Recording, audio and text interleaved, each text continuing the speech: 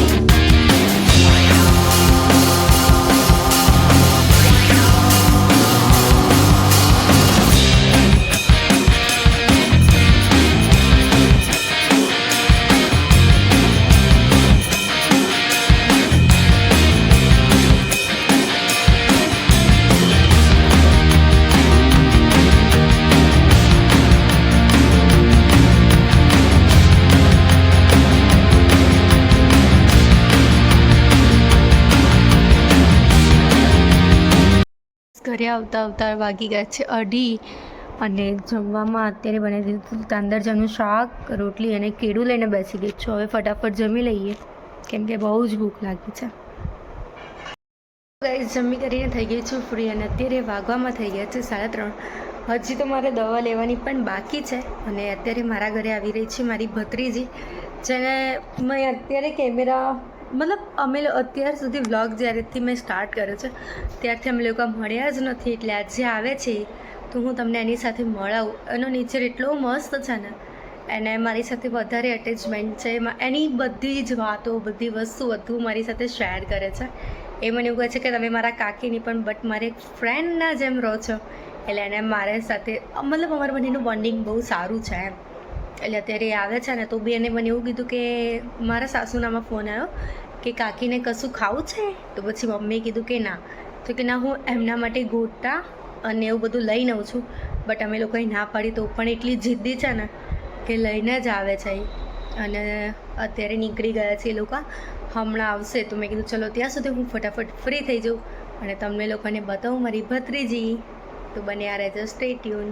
અહીંયા ભજીયા આવી ગયા છે. જમ્યા પછી મારે પાછું ખાવું પડશે. હાય ભાઈ, મજામાં? મજામાં.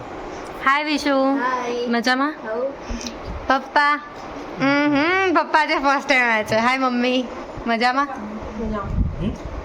તો ચલો ફટાફટ જમી લઈએ. શું મને એકલી મૂકીને આઈસ્ક્રીમ ખાઈશ, તને બી ખબર નહીં પડતી હું કાકીને આપવા.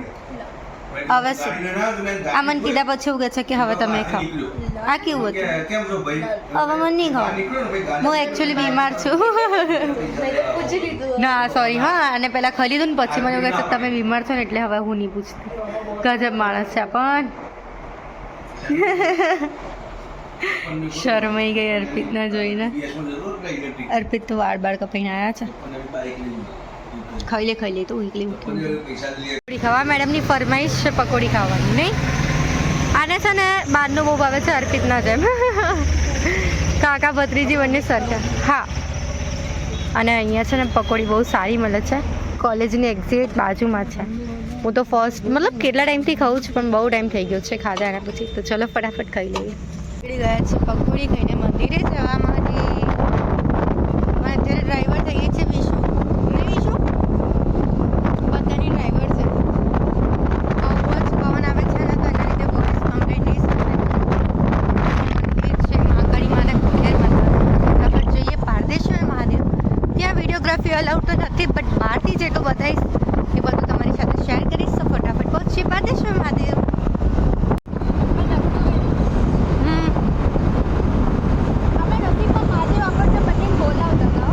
સાચી વાત છે.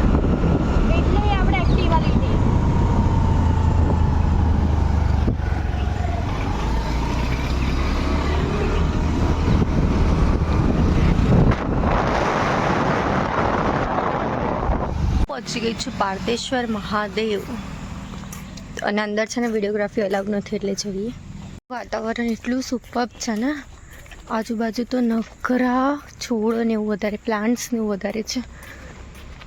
અહીંયા કંઈક કહેવાય છે કે શિવલિંગમાં જે પારાનું મંદિર છે ને એક સાક્ષાત પ્રગટ થયેલું છે એવું કંઈક છે. સ્ટોરી પૂરી મને બી નહીં ખબર, સાચી વાત છે, પણ મને સ્ટોરી ફૂલ નહીં ખબર અને અમારા ઉપર હશે છે. બટ હું કહું છું તમને લોકોને કે મને નહીં ખબર, એટલે એને એવું થઈ ગયું. અહીંયા બધા જ પહેલાં છે ને પહેલાંના જમાનામાં એવું કહેવાય છે કે અહીંયા દવાની બધું બહુ જ મળતું હતું એમ, એનાથી બધું સારું બી થઈ જતું હતું. બટ અત્યારે બધી જ વસ્તુ અહીંયા બંધ કરી દીધી છે, ઓનલી મંદિર જ ચાલુ છે. પ્રણવ પારદેશ્વર મહાદેવ છે, બધી જગ્યાએ ઓમ લખેલા છે અને અહીંયા તો બહુ શાંત વાતાવરણ છે ને વિશુ, મસ્ત વાતાવરણ છે ને અહીંયા. એવું થાય અહીંયા જ રહીએ, હા રહેવું છે અહીંયા, સાચી વાત છે.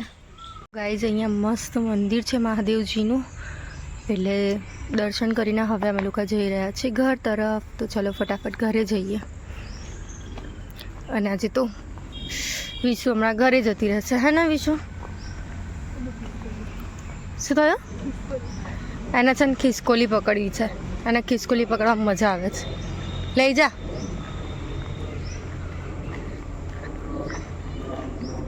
હા ફટાફટ પહોંચી ઘરે. આજો આજો આજો આવી બગા તારા હાથમાં. એવું કહેવાય છે વિશુ કે ખિસકોલીના હાથ ઉપર હા આના ઉપર હાથ ફેરવે ને તો આપણા ઘરે પૈસા બહુ બધા આવી જાય. તો ફેરવ. હા વીણી લઈ જાય એટલે ઢગલો પૈસા થઈ જશે.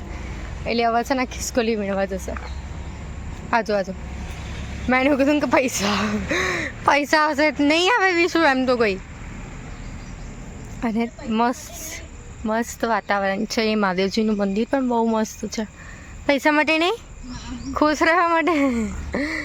મેં એવું કીધું કે પૈસા આવશે એટલે દોડતી નથી હો. પણ એમને અહીંયા ફ્લાવર્સ બી બહુ મસ્ત છે. ચલો હવે ફટાફટ ઘરે પહોંચી જઈએ ફાઇનલી, નહીં તો બધા બોલશે આપણને. ફાઇનલી ગઈ અમે લોકોએ મંદિરે દર્શન કરી લીધા છે ને હવે જઈ રહ્યા છે ઘર તરફ. પણ વિશુને ઘરે નથી જવું. નહીં ઘરે જવું ગમતું નથી. કેમ તને ઘરે જવું નથી ગમતું?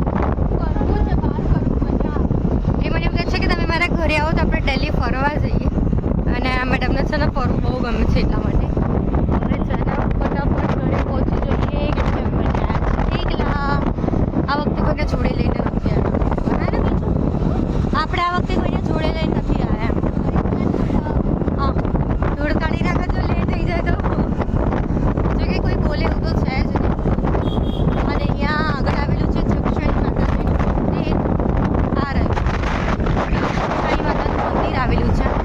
બહુ મસ્ત મંદિર છે અહીંયા પણ. ફટાફટ ઘરે પહોંચ્યું છે, હવે ટાઈમ નથી જોવા, બહુ લેટ થઈ જશે. આવજે હા ને, આવજો હા તા મમ્મીને લઈને. જમી કરીને થઈ ગઈ છું ફ્રી અને વાગવામાં થઈ ગયા છે 9:30. કેમ કે છે ને આજે બનાવી હતી વઘારેલી ખીચડી, કેમ કે મને અહીંયા છે ને દાઢ દુખે છે, બહુ સોજો આવી ગયું છે એટલા માટે. પરમ દિવસે ખાઈ લીધા હતા પીઝા, એટલે આજે તો કંઈ ખાવાની ઈચ્છા નથી કે ભાઈ નવું કંઈક બને. બાકી પંજાબી સબ્જી બનાવવાની હતી ને તંદૂરી રોટી બનાવવાની હતી, બટ એ પોસિબલ ના થયું. પછી વઘારેલી ખીચડી બનાવી દીધી કેમ કે બહુ જ દુખાવો થઈ ગયો હતો મને. તો બસ ગાઈસ આજના વ્લોગમાં આટલું હતું. વ્લોગ સારો લાગ્યો તો લાઈક કમેન્ટ અને શેર કરજો. ચેનલમાં નવા હોય તો જલ્દી સબસ્ક્રાઈબ કરી દો. મળી એક મસ્ત મજાના વ્લોગની સાથે. ત્યાં સુધી જય શ્રી કૃષ્ણ. હર હર મહાદેવ.